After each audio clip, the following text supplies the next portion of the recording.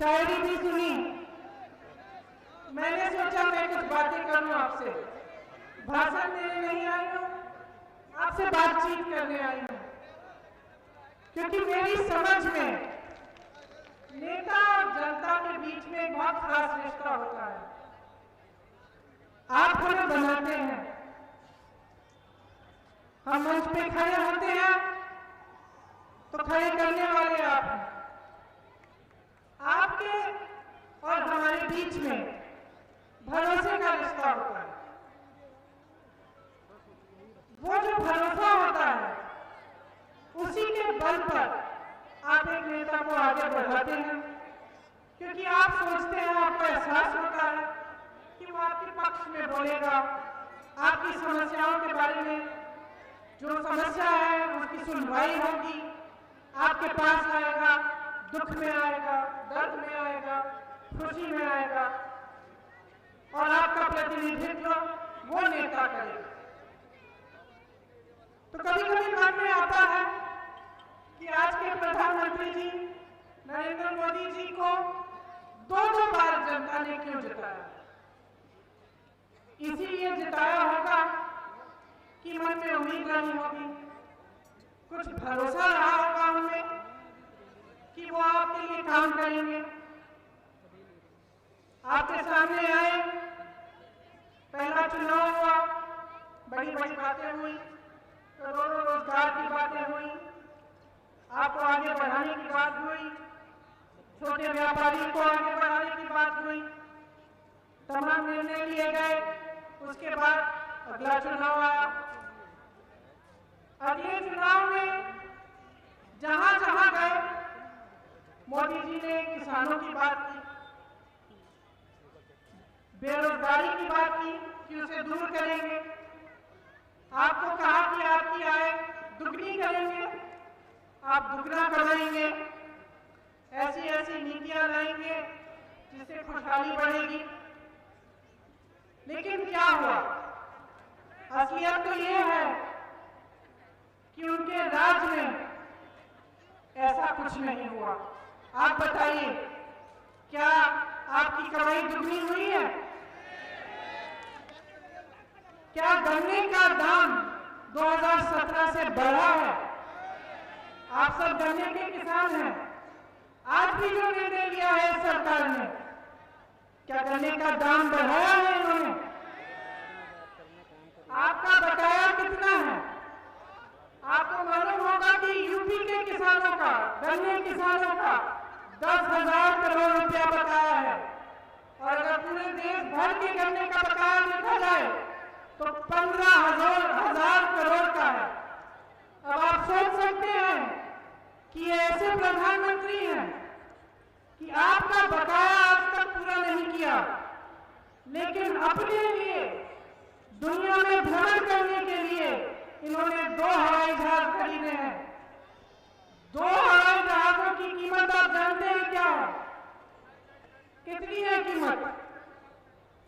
इन 2 हवाई जहाजों की कीमत 16,000 करोड़ रुपए है। एक हवाई जहाज है 8,000 रुपए का, करोड़ रुपए का। दूसरा हवाई जहाज 8,000 करोड़ रुपए का। कुल मिलाकर 16,000 करोड़ रुपए के इन्होंने 2 हवाई जहाज खरीदे हैं, जबकि 15,000 करोड़ रुपए में इस देश के एक एक गन्ने किसान का बकाया वो वापस कर सकते थे। आपने पढ़ा होगा कि दिल्ली में संसद भवन जो है उसके सुंदरीकरण के लिए बहुत बड़ी योजना बनी है। कितने रुपए की योजना है? 20,000 करोड़ रुपए की वो योजना है, जबकि वो संसद भवन दुनिया में मशहूर है। वो इंडिया गेट को देखने के लिए दुनिया भर से लोग आते हैं। उसके सुंदरीकरण के लिए 20,000 करोड़ रुपए उपलब्ध है, लेकिन इस देश के किसान के बकाये के लिए 15,000 करोड़ उपलब्ध नहीं है। यही इस सरकार की नीयत है। जो भरोसा आपने किया था वो भरोसा टूट चुका है। एक शायर ने कहा था, भगवान का सौदा करता किसान की कीमत क्या जाने, जो गन्ने की कीमत दे न सका वो जान की कीमत क्या जाने।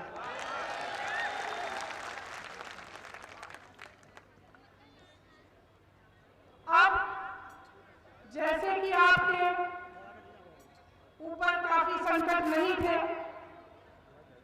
इस सरकार ने 3 नए कानून जारी किए हैं और जितना भी आंदोलन हो रहा है देश में, जो किसान 80 दिनों से दिल्ली के बॉर्डर पे सर्दी में इतने दिनों से बैठे हुए हैं, अब गर्मी की तैयारी कर रहे हैं, वो किस लिए बैठे हैं? प्रधानमंत्री जी कहते हैं कि ये जो कानून बने हैं ये किसान की भलाई के लिए बने हैं। ठीक है, मान लेते हैं कि किसान की भलाई के लिए बनाए हैं आपने कानून। तो जब किसान मना कर रहा है, जब किसान कह रहा है कि भैया मुझे आपके कानून नहीं चाहिए, तो आप इनको वापस क्यों नहीं ले रहे? क्या किसी की भलाई जबरदस्ती करते हैं? क्या आपकी समझ इस देश के करोड़ों किसानों की समझ से ज्यादा है? क्या ये नहीं जानते कि इनकी भलाई के लिए क्या है, क्या नहीं है? फिर सरकार कहती है शायद समझ नहीं पाए हैं कि कानून क्या है। इसलिए मैंने सोचा आज मैं यहाँ आई हूँ, आपको बता देती हूँ कि ये 3 कानून क्या है। देखिए, 1955 में पंडित जवाहरलाल नेहरू ने जमाखोरी के खिलाफ कानून बनाया था, क्योंकि जमाखोरी के चलते किसान पिस रहा है। आज जो पहला कानून बना है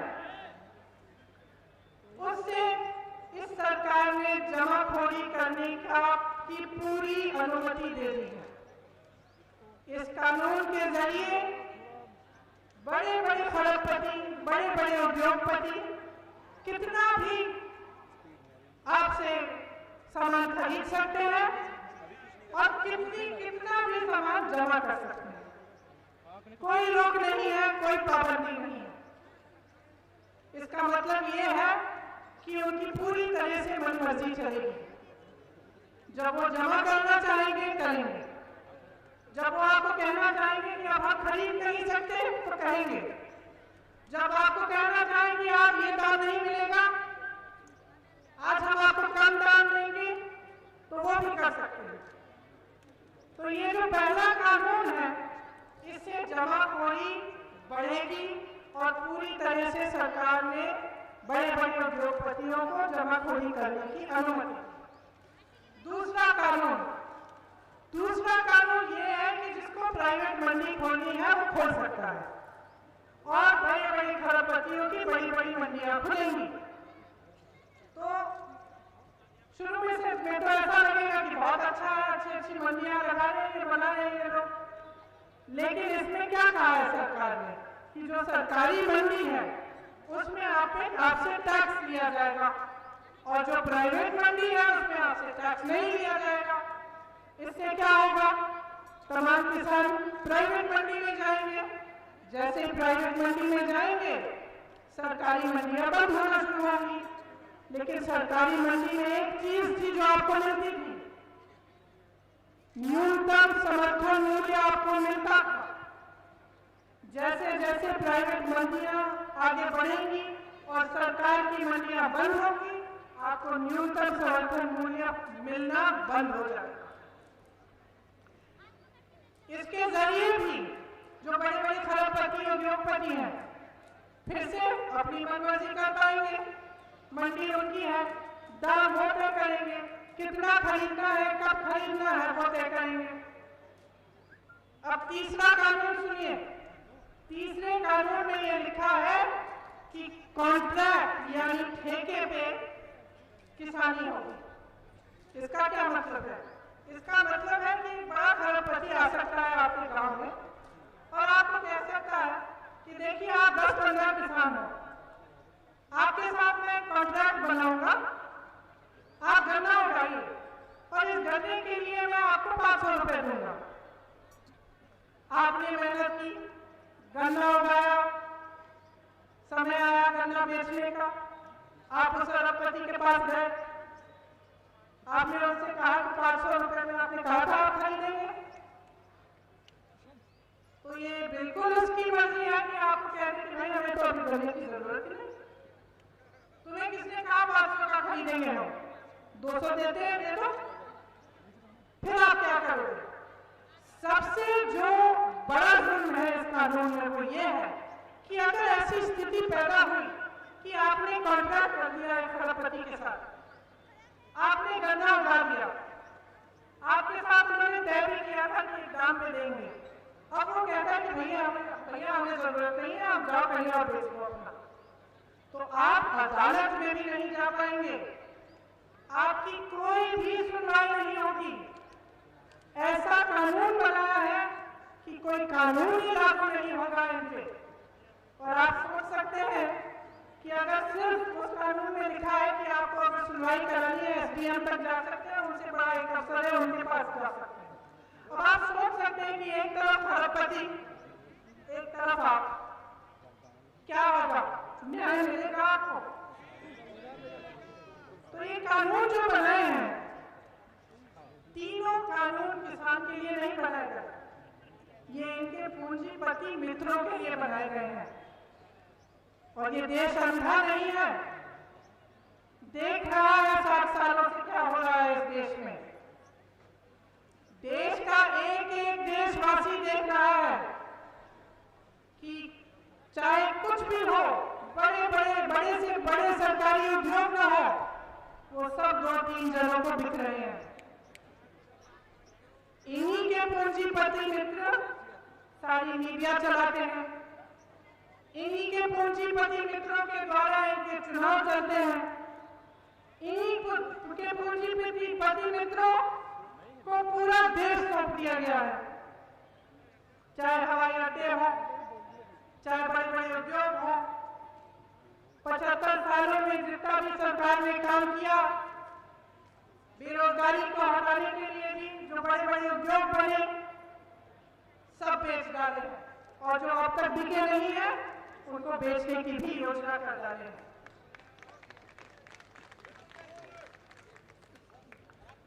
तो आप सोच सकते हैं कि ऐसी सरकार आपके लिए क्या करेगी। और अगर अभी भी आपको इनसे उम्मीद है तो जरा गहराई से सोचिए कि आपके लिए कुछ करने नहीं वाले हैं।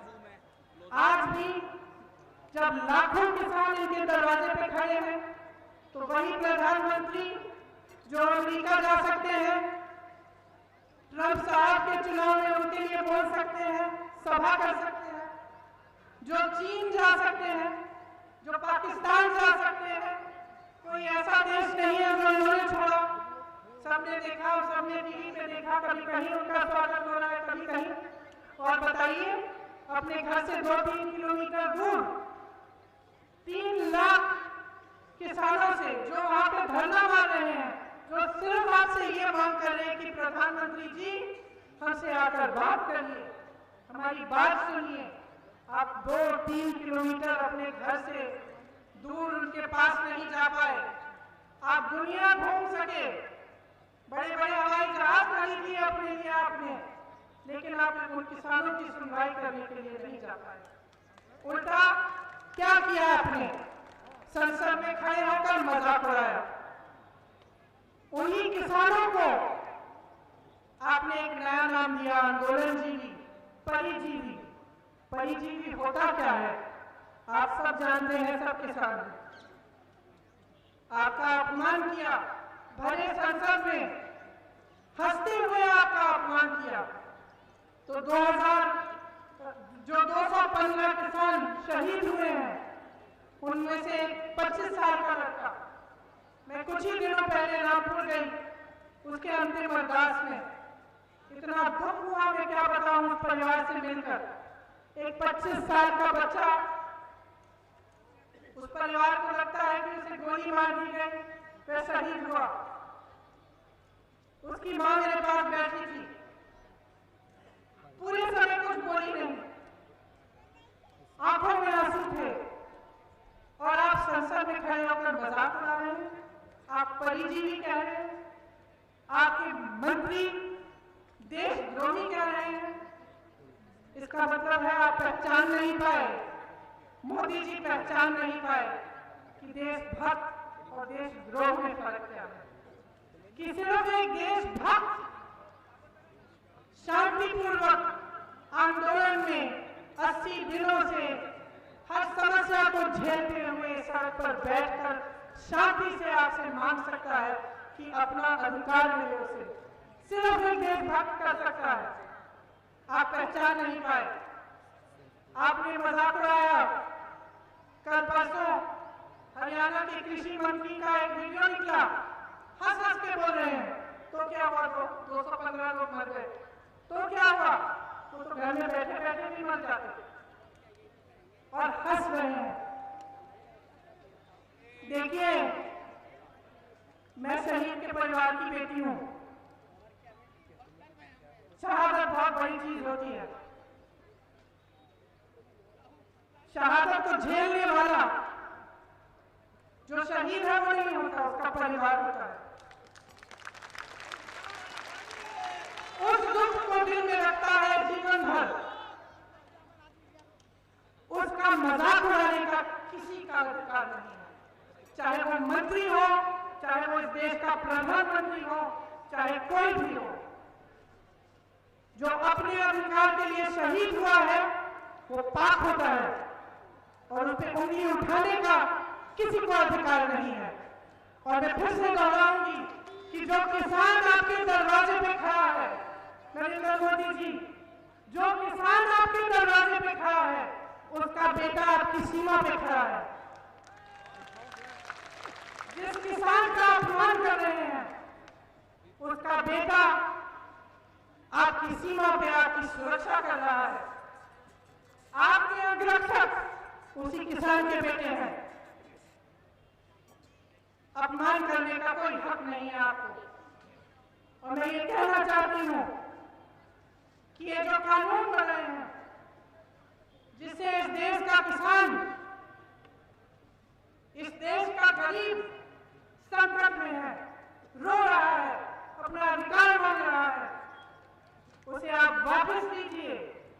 इन कानूनों को रद्द कीजिए। जिन्होंने आपको सत्ता दी है उनका आदर कीजिए। जिन्होंने आपको सत्ता दी है उनको अपमानित मत कीजिए। देखिए, जिसको सत्ता मिल जाती है, दो तरह के नेता होते हैं। कुछ ऐसे नेता होते हैं जिनको बहुत अहंकार हो जाता है, वो भूल जाते हैं कि सत्ता देने वाला कौन है। इस देश के इतिहास में बार बार हुआ है, बार बार हुआ है कि ऐसा नेता जब अहंकार में आ जाता है तो देशवासी उसको सबक सिखाते हैं।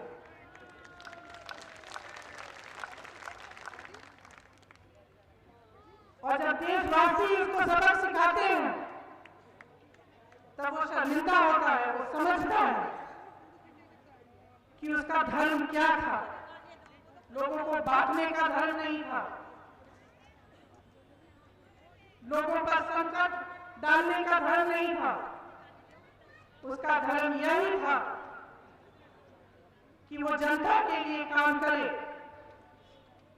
जनता का विकास कराए, सर्वप्रथम जनता को रखे और अपने आप को पीछे रखे। ये उम्मीद की जा सकती है कि नहीं कि अहंकारी सरकार अपनी माया में से निकले और इन्हें समझ में आए कि इनका धर्म क्या है। मुझे नहीं लगता। 7 साल गुजर चुके हैं। 7 साल में जितने वादे किए सारे तोड़े।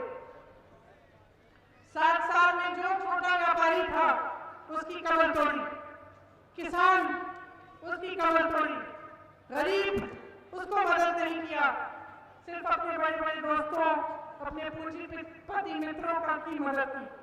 तो अब मुझे नहीं लगता कि उम्मीद है कि आपके लिए ये काम करेंगे। लेकिन मुझे आप पर भरोसा है, इस देश की जनता पर भरोसा है और आपसे बहुत बड़ी उम्मीद है। मुझे उम्मीद है कि आप पीछे नहीं हटेंगे, कि आप अपने अधिकारों के लिए लड़ेंगे और इस लड़ाई में कांग्रेस पार्टी का एक एक कार्यकर्ता आपके साथ खड़ा रहेगा।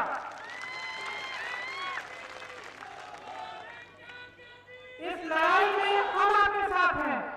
मेरे भाई राहुल गांधी जी आपके साथ हैं, जिन्होंने संसद में किसानों की बात की, जिन्होंने संसद में कहा कि 2 मिनट मौन आप किसान के लिए रखिए जो शहीद हुआ है।